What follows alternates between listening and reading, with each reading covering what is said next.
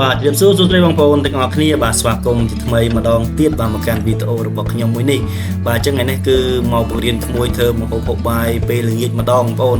បាទហើយដោយសារថ្ងៃនេះគឺល្ងាចទៅហើយបាទរៀងល្ងិតទៅហើយបាទអញ្ចឹងថ្ងៃនេះក៏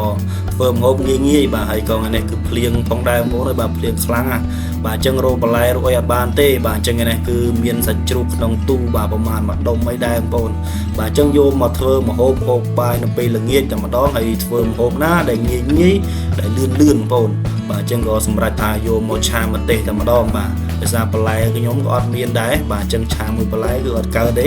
បាទអញ្ចឹងមានតែយកម្ទេសធ្វើបន្លែបងប្អូនបាទអញ្ចឹងថ្ងៃនេះគឺយើងមានម្ទេសខ្ចីបាទឆាជាមួយនឹងជ្រូកបាទហើយនិយាយពីជីរស់វិញគឺ double ជាតិតែម្ដងបាទដោយសារខ្ញុំចូលចិត្តហូបពីក្មេងៗបាទចិត្តហូបមុខមួយនេះខ្លាំងណាស់បាទហើយថ្ងៃនេះគឺបង្រៀនក្មួយឲ្យធ្វើម្ហូបអញ្ចឹងណាបាទបង្រៀនបដាបាទស្ដីឲ្យបដាបាទទម្រាំតែធ្វើឆ្អិនណាបាទអញ្ចឹងគឺខ្ញុំកាន់កាមេរ៉ាឲ្យបាទហើយគេក៏ចង់ចេះធ្វើម្ហូបបាទអញ្ចឹងបង្រៀនធ្វើម្ហូបតែម្ដងបាទហើយនេះមុខម្ហូបរបស់យើងបងប្អូនបាទហើយរបៀបធ្វើវិញគឺមិនបាច់លម្អិតអីច្រើនទេបងប្អូនបាទគឺងាយទេបាទគឺយើងគ្រាន់តែយើងកូរខ្ទឹមកូរអីឆាធម្មតាហ្នឹងឯងបាទប៉ុន្តែចុងក្រោយវីដេអូគឺយើងបន្ថែមជាមួយនឹងម្ទេសបងប្អូនបាទម្ទេសរបស់យើងនេះគឺម្ទេសខ្ចីបាទម្ទេសខ្ចីនេះគឺតែអេមណាបាទដោយសារយើងឆាបែបហ្នឹងដើម្បីឲ្យវាមិនសូវជាហឹរប្រហែលទេបាទម្ទេសនេះបាទអញ្ចឹងយើងហូបធ្វើជាបន្លែតែម្ដងបាទហើយបងប្អូនខ្លះមិនចេះហឹរអីប្រហែលជាហូបមិនកើតទេបាទតែសម្រាប់ខ្ញុំបាទគឺឥឡូវនេះគឺជំនាញខាងហឹរដែរបងប្អូនបាទអត់ម្ទេសគឺហូបអត់សូវកើតទេបាទហើយនេះបាទសាច់ជ្រូករបស់យើងគឺបាន3ជាន់ទៀតរឹតតែឆ្ងាញ់បងប្អូនបាទហើយយើងបន្ថែមរសជាតិវាបាទយើងបន្ថែមរសជាតិវាឲ្យវារៀង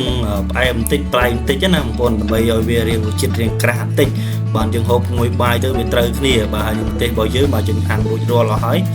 យើងចាំតែវាឆ្អិនសាច់ល្អយើងបន្ថែមនៅម្ទេសទៅគឺចប់ជាការស្រេចហើយបាទយើងមុំហូបមុខមួយនេះគឺនិយាយខ្លីទៅគឺងាយទេបាទគឺស្រួលធ្វើប៉ុន្តែឆ្ងាញ់បងប្អូនមកឆ្ងាញ់ហើយយើងបន្ទាន់មកយប់ហើយយើងមិនអាចថាធ្វើម្ហូបអីដែលវាយូរបានទេបាទអញ្ចឹងយើងធ្វើម្ហូបបែបនេះទៅបាទគឺយើងហូបបានហ្នឹងបងប្អូនបាទនិយាយបើជារសបាទគឺយើងធានាថាឆ្ងាញ់តែម្ដងណាបាទសារខ្ញុំចូលចិត្តហូបអាមុំហ្នឹងណា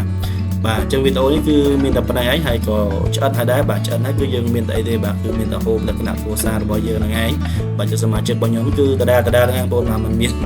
ច្រើនទេបាទគឺមានតែប្រហែលអ្នកហ្នឹងឯង